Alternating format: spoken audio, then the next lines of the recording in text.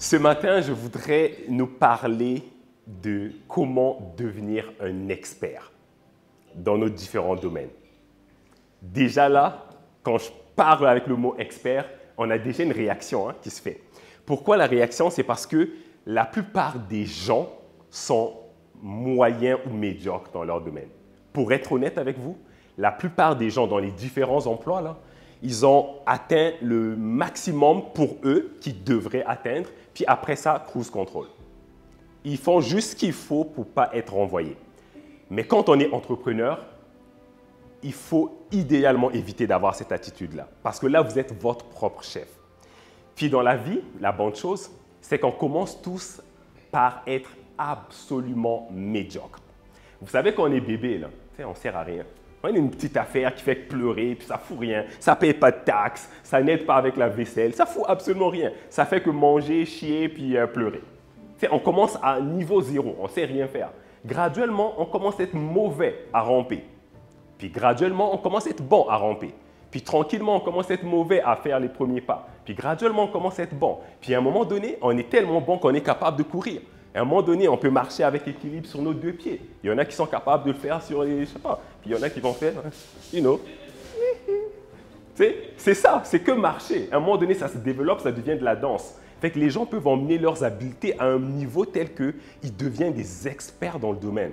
Mais il y a des choses pour lesquelles ça se fait un peu plus naturellement ou plus logiquement comme marcher. Mais pour les autres choses de la vie, comme être un entrepreneur, être un chef d'entreprise, ça va prendre une décision personnelle de chacun de nous, de dire, si je décide d'aller dans ce domaine-là, j'y vais pas pour être moyen. Les gens dans la moyenne, il y en a déjà trop.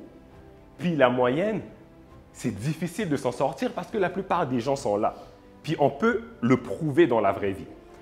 Remarquez les gens qui vous impressionnent le plus dans la vie. Tu sais, des experts dans leur domaine. Juste pensez à quelqu'un dans votre tête. Ça peut être un chanteur, un danseur, un politicien, un homme d'affaires, un sportif. Juste pensez à quelqu'un dans votre tête. Quelqu'un que vous qualifiez comme un expert dans son domaine, que lui, là, il vous impressionne vraiment. Comparez cette personne avec les autres personnes dans le domaine qui ne sont pas très bons ou qui ne sont pas connus. Vous voyez comment il y a un écart? Regardez l'influence que cette personne a sur le monde, juste parce qu'elle est un expert dans son domaine. Regardez Jordan, par exemple. Vous regardez les anciennes vidéos de Michael Jordan. Il y a des moments là, il shootait les yeux fermés. Muscle memory. Il pratiquait tellement ses throws qu'il était capable de le faire les yeux fermés. C'est ça un expert. Donne le même ballon dans mes mains, ça vaut rien. Mets ça dans les mains de Jordan, ça vaut des millions de dollars. Même des milliards, je dirais. Vous comprenez la différence entre quelqu'un qui n'est pas un expert et quelqu'un qui l'est. Et je vous recommande, mes chers amis, prenez la décision. Cette décision-là, idéalement, elle se prend au début. Parce que quand vous êtes déjà dans l'entreprise, je pense que vous pouvez le témoigner, vous êtes tellement occupé là-dedans. Là. C'est à ce moment-là que vous dites « Oh my God, j'aurais tellement dû prendre le temps au début d'aller chercher cette formation, de lire les livres, parce qu'à un moment donné, il y aura des feux partout à éteindre. » C'est ça qui fait que beaucoup de gens, au final, ils ne deviennent pas plus bons que ce qu'ils sont. En fait, ils deviennent bons à éteindre des feux. C'est tout. Et la réalité va vous rattraper. C'est qu'on va voir après quelques années combien de fois on vous a invité dans des événements pour venir parler. Combien de gens vous demandent un mentorat? Combien de gens viennent vous demander du coaching? C'est là que vous voyez si vous êtes un expert ou pas. C'est un exemple que je donne. C'est bien évidemment pas le cas pour tout le monde. Mais les gens qui sont vraiment des experts, c'est impossible de les cacher. C'est impossible. Vous atteignez un niveau où les gens reconnaissent votre expertise puis ils ont besoin de vous. C'est ça qui fait aussi que certaines personnes, dès qu'ils ont un succès, là, on dirait que toutes les autres choses qu'ils lancent après, c'est du succès. Parce que l'expertise numéro 1 pave la voie pour le reste des chemins. On voit des gens comme Rihanna, qui est une chanteuse experte, elle a fini. Tout de suite, elle a lancé une ligne de vêtements, ça a marché. Lancé un parfum, ça a marché. Lancé un studio, ça a marché.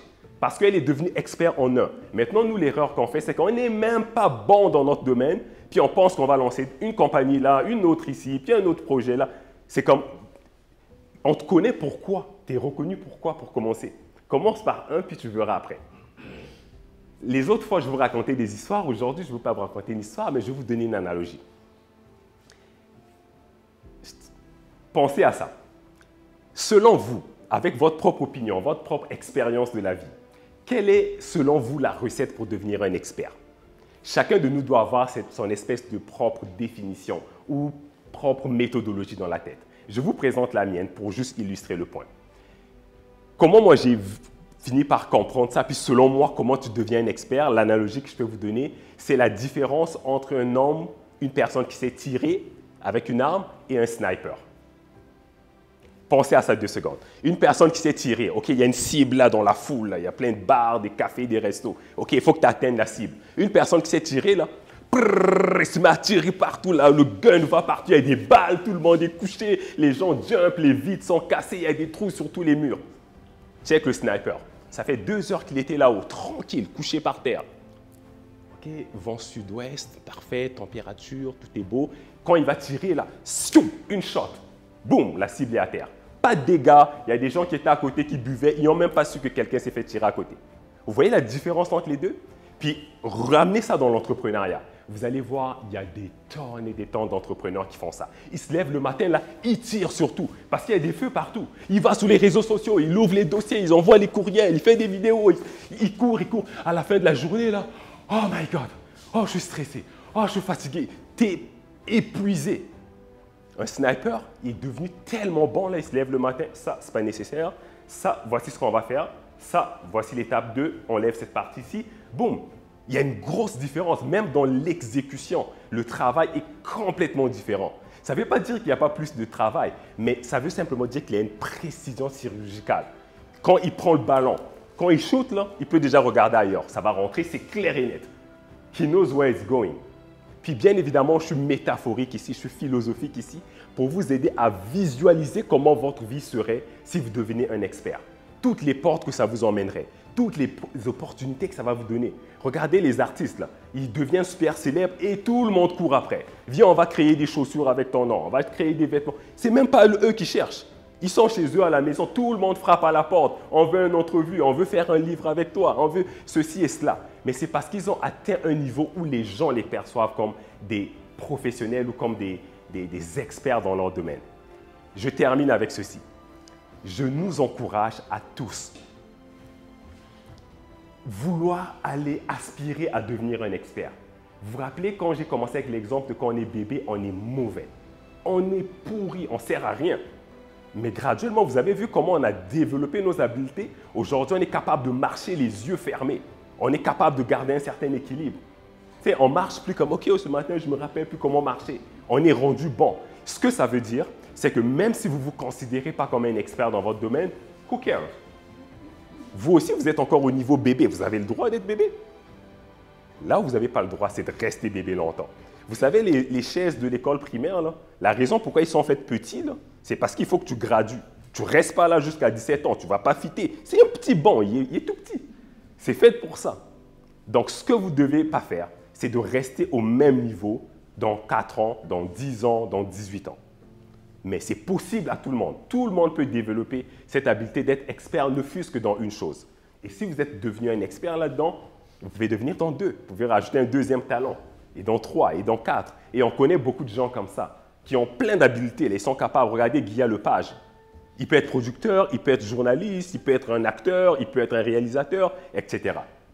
Mais ça commence par développer une expertise quelque part et après, vous allez brancher out dans les autres domaines.